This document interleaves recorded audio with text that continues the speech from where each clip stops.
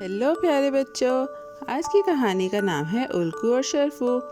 एक बार की बात है, एक छोटे से पुरसुकून गांव में जो सब्ज खेतों से घिरा हुआ था, दो भाई रहते थे। बड़ा भाई उल्लू था, वो पुरसुकून और ज़हीन था, और छोटा भाई शर्फू था। वो खुश मिजाज था, मगर कभी कभी ज़िद्दी भी हो जाता था। एक दिन एक छोटी सी लड़ाई के बाद शर्फू घर छोड़कर एक दूर के मालिक के पास काम करने चला गया।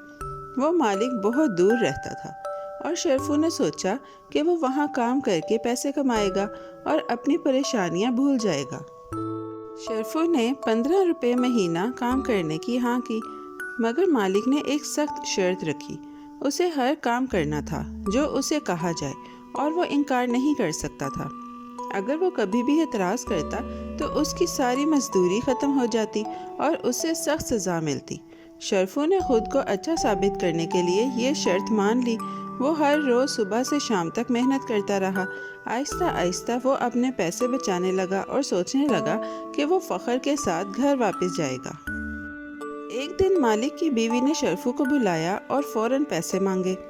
शर्फू घबरा गया क्योंकि वो इस इलाके में किसी को नहीं जानता था। उसने समझाया कि उसके पास पैसे लाने का कोई तरीका नहीं है। मालिक ने ये सुनकर कहा कि शर्फू ने शर्त तोड़ दी है। शर्फू ने रहम की दरख्वास्त की, मगर मालिक ना माना। उदास दिल के साथ शर्फू ने सज़ा बर्दाश्त की और टूटे दिल के साथ घर लौट आया, अपने भाई को याद करते हुए और अपनी लड़ाई पर अफसोस करते हुए। जब शर्फू घर पहुंचा तो उल्लू ने उसकी पूरी बात गौर से सुनी। उल्लू ने उससे गले लगाया और प्यार से कहा कि जो हुआ है वो बदला नहीं जा सकता, मगर कुछ और बदला जा सकता है। उल्लू ने वादा किया कि वो अपने छोटे भाई का बदला लेगा।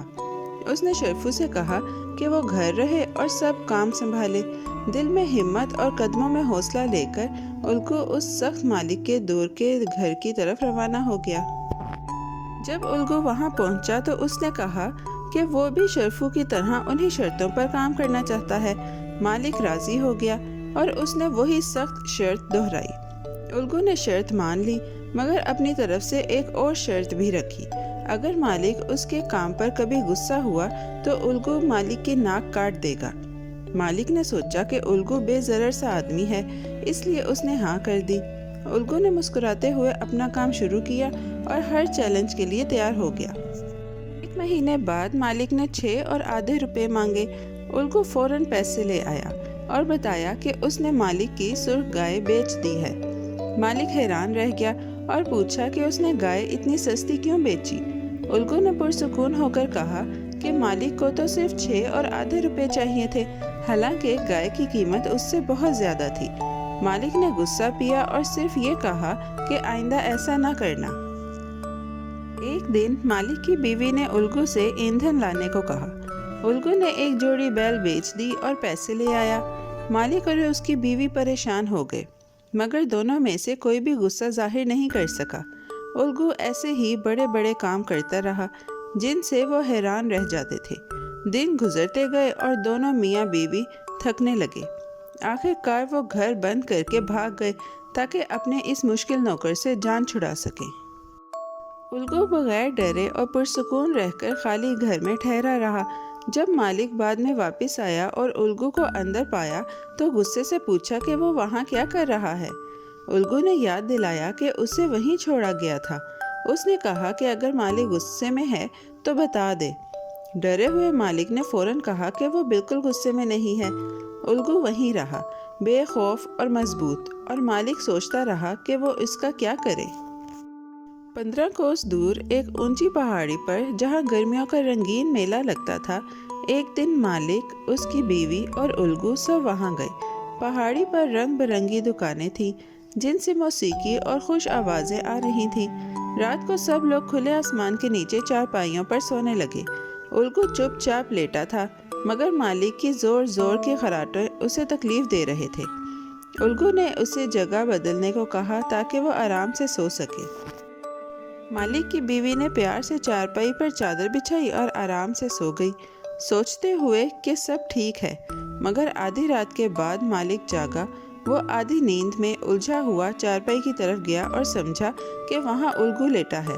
غلطی سے اس نے اپنی بیوی کو دھکا دے دیا۔ وہ نیچے پہاڑی سے پھسل گئی اور بہتے ہوئے نالے میں غائب ہو گئی۔ الگو نے یہ سب دیکھا مگر خاموش رہا، صحیح وقت کا انتظار کرتے ہوئے۔ مالک گھبرا گیا مگر اسے معلوم ہی نہیں تھا کہ اس نے کیا کیا ہے۔ الگو نے آخر بات کی اور پوچھا کہ کیا مالک غصے میں ہے؟ ڈرا ہوا مالک پھر بولا کہ وہ غصے میں نہیں ہے۔ الگو جانتا تھا کہ اس کے وعدے کا وقت آ گیا ہے۔ اس نے مالک کو شروع میں بتائی ہوئی شرط یاد دلائی۔ اس نے اجازت مانگی کہ وہ جا سکتا ہے اور شرط پوری کرنے کی تیاری کر لی۔ الگو بہادری سے کھڑا ہوا اور مالک کی ناک کاٹ دی اور کہا، یہ شرفو کے لیے ہے۔ تم نے میرے بھائی کو مہینوں پہلے سزا دی تھی اور آج انصاف ہو گیا۔ مالک کانپتا رہا مگر کچھ نہیں کہہ سکا کیونکہ اس نے خود ہی شرط مانی تھی۔ الگو فخر کے ساتھ گھر واپس آیا جانتے ہوئے کہ اس نے اپنے بھائی کی عزت کی حفاظت کی ہے۔ پیارے بچوں، آج کی کہانی یہی ختم ہوتی ہے۔ بہت جلد ہم ایک نئی اور دلچسپ کہانی کے ساتھ واپس آئیں گے۔ Bye bye.